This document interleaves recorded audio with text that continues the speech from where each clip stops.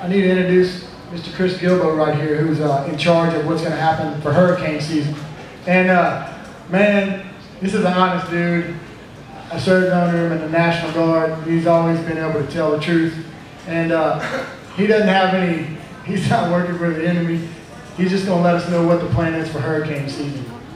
What you got, brother? Okay, Drew, I appreciate it. Again, my name is Chris Gilbo. I work for the Governor's Office of Homeland Security, and we are charged with making sure that plans are in place for any natural disaster, specifically a hurricane. That's probably obviously our biggest threat. I guess what we need to impress upon everybody is that the general rule and the general planning that we have for hurricane season has not and will not change because of this article. We have put some timelines, some very rough timelines on BP and the contractors that are down in Venice and every other coastal parish down there. We have a set timeline to get the residents out, and I'm sure most of you are familiar with the evacuation plans for the state.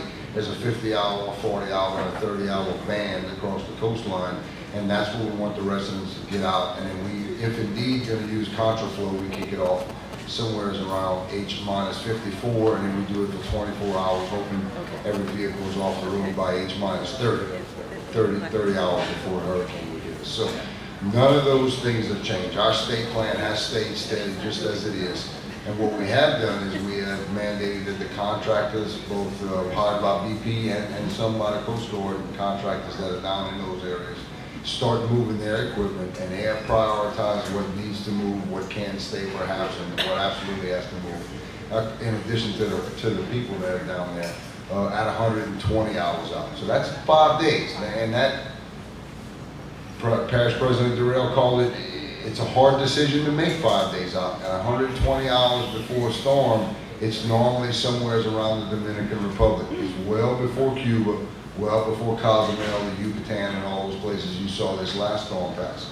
So we are asking these contractors in the Coast Guard and BP 5 or 6 days out to start pulling up their folks and moving their equipment and backing everything out. And there's a chance that it goes to Texas or it goes off into the Atlantic. So they have committed to making that decision.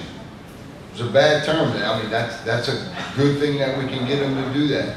The bad side of it, if they leave 5 days out and it takes them a day to get out, it's going to take them a day to get back if the storm doesn't come. So we lose at a minimum 2 days of work right there with skimmers and containing the oil and all those other things they're trying to do to give them time to get back in place. A storm comes, and we got to do what we have to do before we re-enter, and then they can eventually come back also and start work up again. So I guess what we try to impress upon everybody is that the plans for hurricane preparedness and evacuations for the residents of Louisiana have not changed. We stay with our timelines. We have our buses in place. The Guard is even poised even better now because there's about 1,100 soldiers that are on duty helping with this oil spill that could spring into action quicker than normal because they're already on the ground. So planning has not changed. The incident commander and the unified command group in Baton Rouge will still run and make those decisions when we have to activate or evacuate and when it's time to re-enter. So that is all steady and in place, and contractors do what they're supposed to do and get out of the way, then the residents will be able to leave with no problem. What about getting them back, brother? All right, getting them back. That's going to change a little bit. For the last 10 years or so, the Department of Environmental Quality, the Department of Health and Hospitals, as well as the Louisiana State Police, have put together 3, 4, 5-man teams that both that go in by air and by ground and do an environmental assessment. This is not something we thought of just because it is auto. That is done after every storm surge or major event that may go through anywhere. We do them after a tornado. Those agencies will go in and test the groundwater, test the any standing water, and take ground samples, soil samples to make sure nothing that can cause health hazards exists in that ground.